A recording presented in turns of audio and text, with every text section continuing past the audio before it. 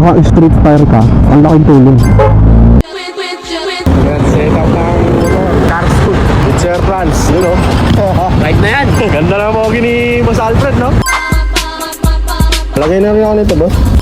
Tulin mo pa ako, Boss Franz. Clearance light. So yan yung clearance na rin niya sa gilid. Clearance light. Kung makikita nyo. So yan yung tinatawag na pinakabago ngayon. Yung J9S. Saan na? Ito, ililipat dito. Ano, patali natin? Diyan na yan. Hindi na natin dalawin. Mas mahal to eh. Ano gusto mong tanggalin? Hindi, pwede natin pagpalitin. Pag mabalite na, pwede naman. Bali, dalawa to. Tapos, nag-compatible siya dito sa switch na ito. Natin ha. Alam po ito yung nilalagay doon. Testing natin doon. Testing. Sige, doon. Boss Franz. Pasok. Pasok, boss! Galing ah. Boss, tara. Yung pinakabago ngayon. Yan. So, J9S. Yung clearance light niya. Bubudol ako ni Boss Franz.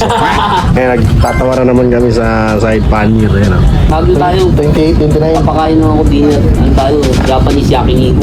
Tama ako. Tapos konting inom. Ito tayo siguro para mas maganda drill. Low cost. Cervantes. Baguio.